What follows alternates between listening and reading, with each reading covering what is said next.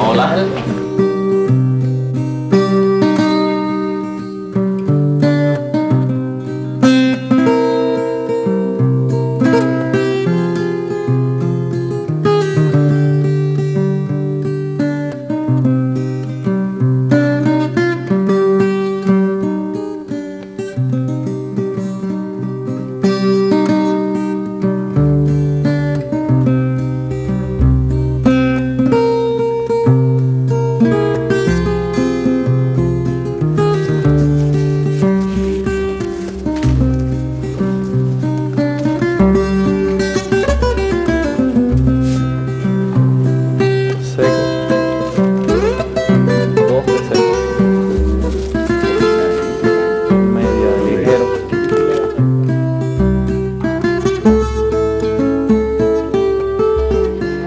Hojas y media, que le da un grueso de 38.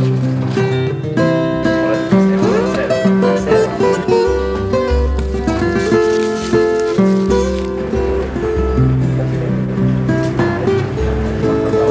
Pierde los pulmones ganando. El tabaco no debe quedar así.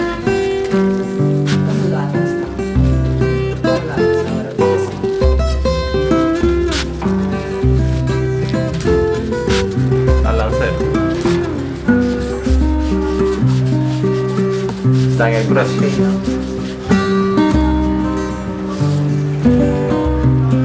Más o menos un poquito más largo. Ahora le voy a dar forma.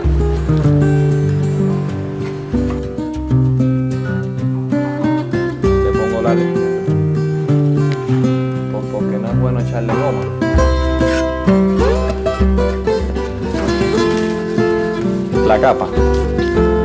La capa de la hoja más fina, la más bonita, la más, el color más, mientras más le quite, mejor.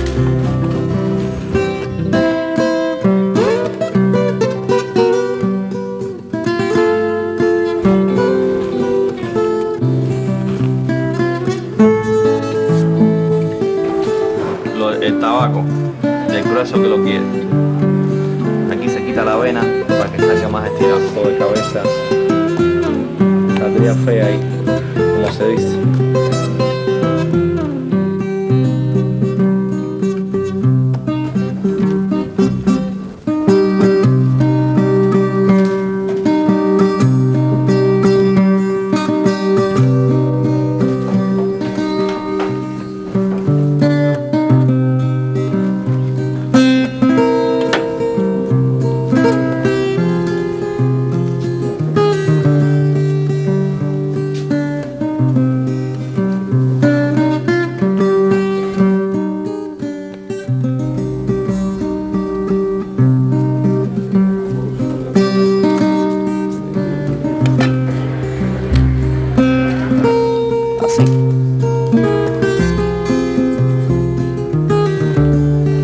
Debe llevar 2 vueltas y medias, teóricamente.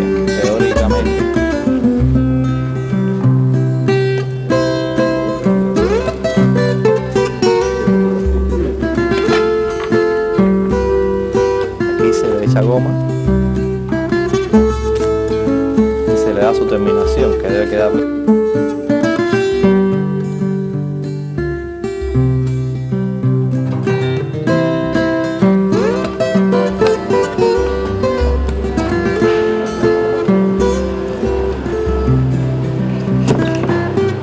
Fumarlo también ahora. ¿Va a fumarlo? Mucho más largo. Mucho más largo.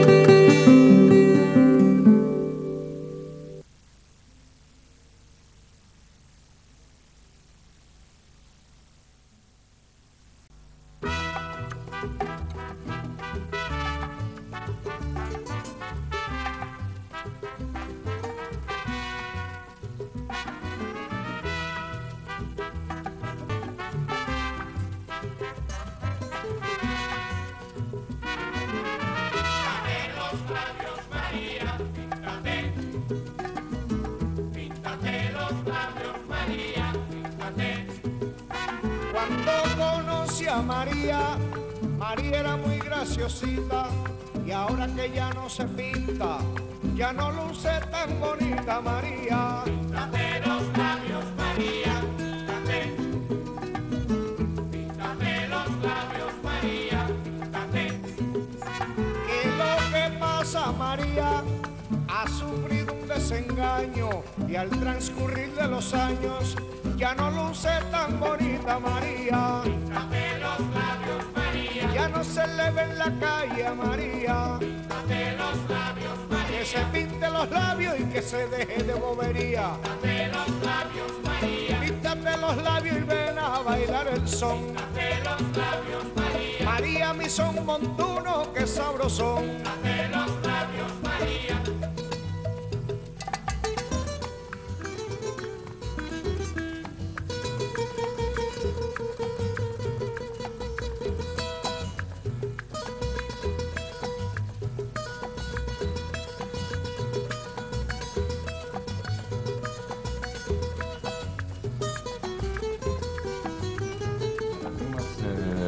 Στα χαρτιά, στο μυαλό μας, ήταν σχεδιασμένο εδώ και 1,5 χρόνο. Η υλοποίησή του έγινε τον Δεκέμβριο του 1998, δηλαδή έχουμε 5 μήνες λειτουργίας. Και σε αυτούς τους 5 μήνες λειτουργίας έχουμε πετύχει πάρα πολλά πράγματα. Δηλαδή έχουμε πετύχει τους περισσότερους στόχους που έχουμε βάλει. Που οι στόχοι δεν ήταν να δημιουργήσουμε ένα μαγαζί σαν όλα τα άλλα, αλλά ένα μαγαζί που θα έχει μια διαφορετική νοοτροπία, μια διαφορετική φιλοσοφία από όλα τα υπόλοιπα μαγαζιά που υπάρχουν.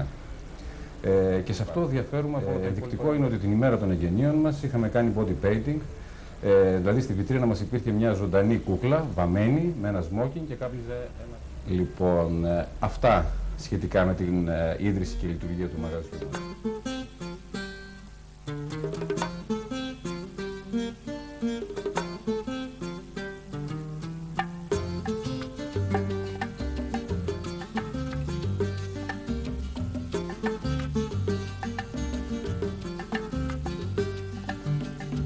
Yo iba por la carretera que va para Siboney y una guajira sincera. Ο στόχος μας δεν είναι να πουλάμε μόνο πουρα, αλλά να σεβόμαστε το αντικείμενο με το οποίο ασχολούμαστε, τον εαυτό μας και τον πελάτη μας.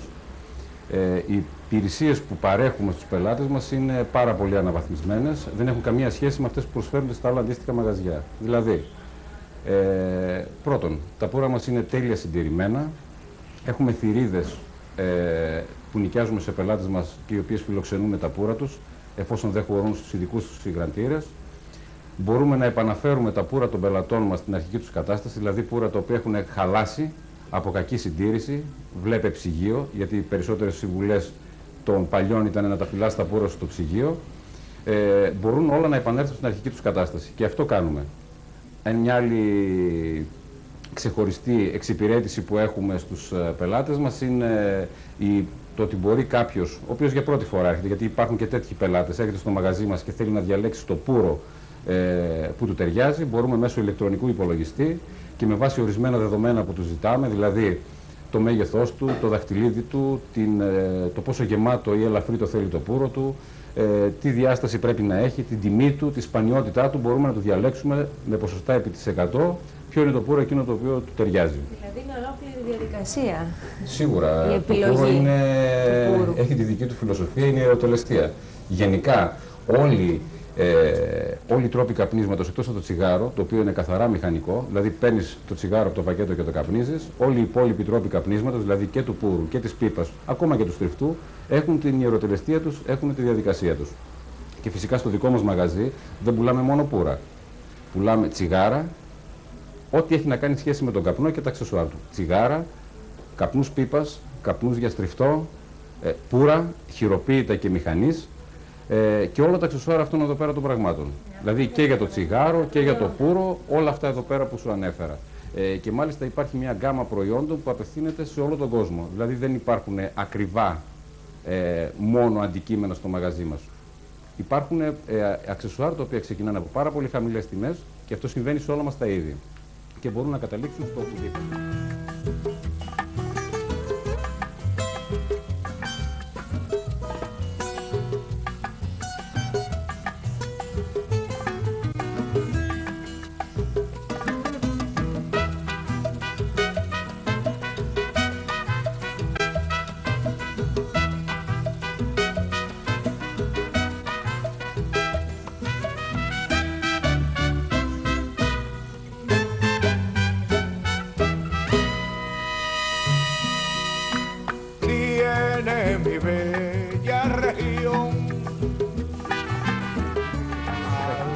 εξυπηρέτηση των πελατών μας σχεδόν όλο το 24ωρο. Η επαναφορά των πούρων τους στην αρχική τους κατάσταση. Είναι μερικά, όπως και η επιλογή του πούρου το οποίο θα καπνίσεις, η καλή συντήρηση, η τέλεια συντήρηση των πούρων μας, στον υγραντήρα μας, επίσης είναι μια από τις παροχές που σπάνια τις βρίσκεις σε άλλα μαγαζιά. Όπως επίσης και ο τρόπος που παραδίδουμε τα πούρα στους πελάτες μας. Διατηρούν την υγρασία τους και 10-15 μέρες από τη στιγμή που βγαίνουν από τον υγραντήρα μας. Ποιο είναι το κοινό που απευθύνεστε? Χαρακτηρίστε μας λίγο. Οι πάντες. Το αντικείμενό μας ούτως ή άλλως είναι πλατή. Δηλαδή έχουμε τσιγάρα, οπότε απευθυνόμαστε στον οποιοδήποτε καπνιστή.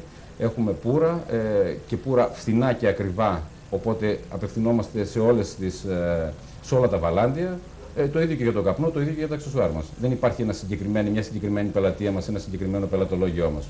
Εξάλλου, ο μύθος του ότι το πούρο είναι ακριβό και το αξεσουάρ της πίπας ή του πούρου είναι ακριβά έχει καταρριφθεί εδώ και πολύ καιρό.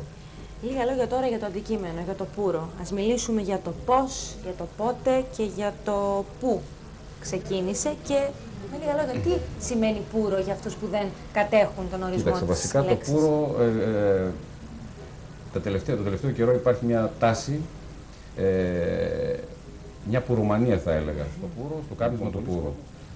Βασικά αυτό ξεκίνησε από την Αμερική, όπου έχει φουντώσει η αντικαπνιστική. Γύρισε ο κόσμος πλέον στο κάπνισμα του πούρου.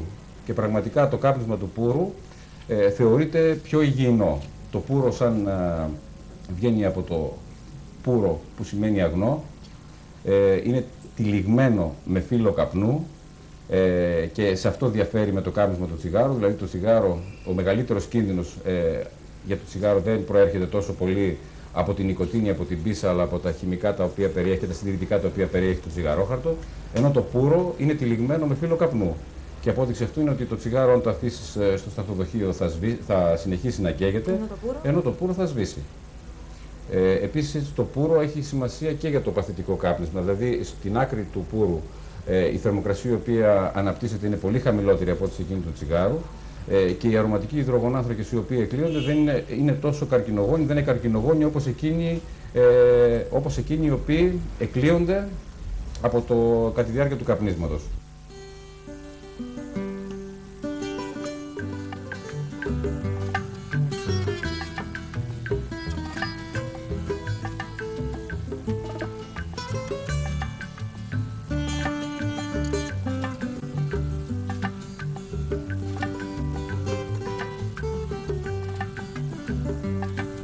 Una tarde de inquietud quisqueya, vióse de pronto de dolor sumida.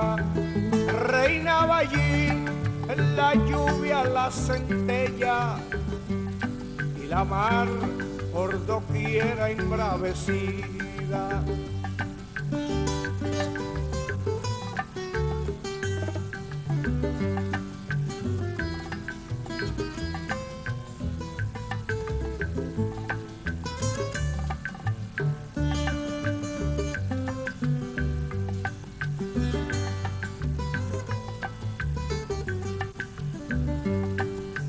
Η ερώτηση είναι η εξής. Θέλω να μας πείτε ποιο είναι το ακριβότερο πούρο που υπάρχει στο κατάστημα Tobacco Fun Shop. Οι 10 πρώτοι τηλεθεατές που θα τηλεφωνήσουν στα τηλέφωνα της TV 100, 265 828 και 265 861 και απαντήσουν φυσικά σωστά, θα κερδίσουν δώρο από το κατάστημα του κυρίου Καζάκου ένα πούρο Montecristo τεσάρι. Για να το διευκολύνουμε κιόλας, μπορούμε να το δείξουμε. Είναι αυτό εδώ πέρα. Πολύ μεγάλο. Ναι, είναι Montecristo και η τιμή του είναι στις 24.000. Ωραία. El pueblo destruido cada vez que me acuerdo del ciclón. Cada vez que me acuerdo. Ay, mira, nena linda, ven a ver qué vacilón. Ay, espirititos inciertos, que muchos hay por allá. Es que muchos hay por allá. Golpeaban con terquedad que los del grupo allá. Cada vez que me acuerdo del ciclón. Ay, mira, nena linda, se me enferma el corazón. Ay, mira que esto sí es verdad que es un vacilón.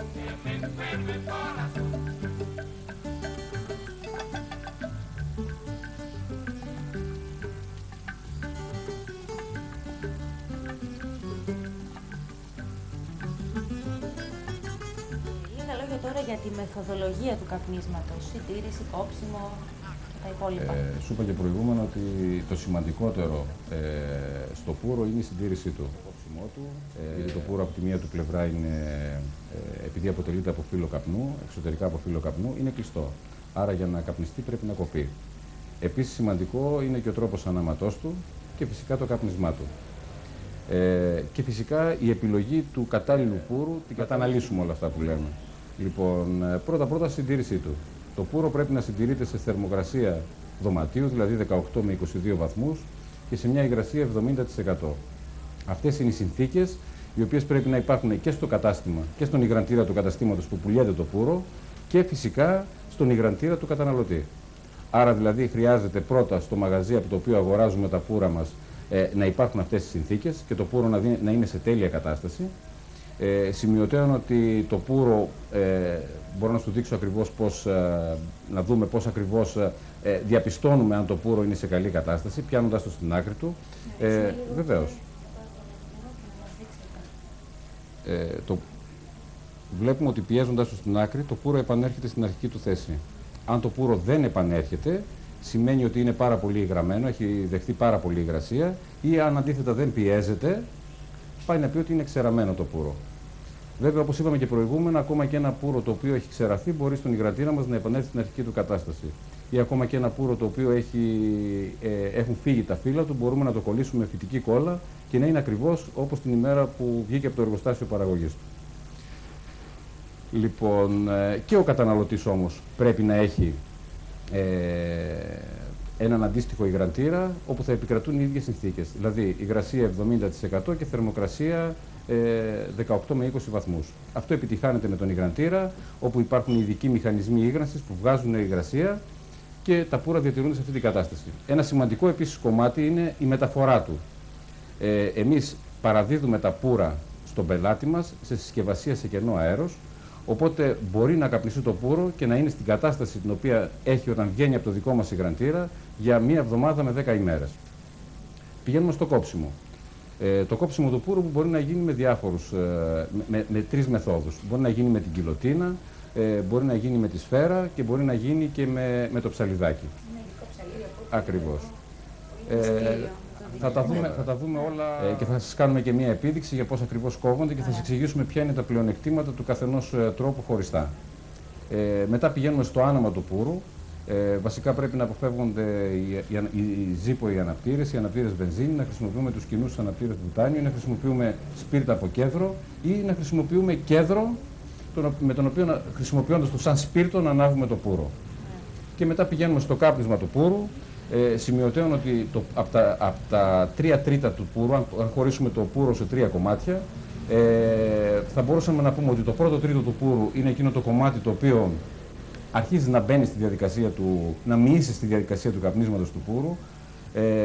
Το δεύτερο κομμάτι είναι εκείνο που έχει όλη την απόλαυση και το τρίτο κομμάτι είναι εκείνο το κομμάτι που αρχίζουμε να αισθανόμαστε την πικρίλα, γίνεται η συγκράτηση των ελαίων του πούρου και είναι εκείνο που πικρίζει. Όταν το αισθανθούμε αυτό το πίκρισμα, είναι η ώρα που πρέπει να αφήσουμε στο τακτοδοχείο το πούρο, όχι να το πιέσουμε όπως σβήνουμε το τσιγάρο, να το αφήσουμε να αργοσβήσει και έχει τελειώσει η απόλαυσή μας. Λοιπόν, και το τελευταίο πράγμα που έχουμε να κάνουμε, ή μάλλον το πρώτο, δηλαδή όταν θα μπούμε στο μαγαζί που θα ψωνίσουμε, που θα αγοράσουμε το πούρο το οποίο θέλουμε, θα πρέπει να ξέρουμε γιατί δουλειά το θέλουμε. Δηλαδή, όλα τα πούρα δεν είναι για όλες τις ώρες. Δηλαδή δεν μπορείς να καπνίσεις ένα ρομπούστο, ένα πούρο κοντό και χοντρό, να το καπνίσεις ας πούμε το πρωί ή να το καπνίσεις με τον καφέ σου. Είναι ένα πούρο το οποίο θα το καπνίσεις μετά από ένα γεύμα που θα συνοδεύεται από κρασί, από ένα ωραίο κονιάκ στη συνέχεια, από ένα μάλτο ίσκι.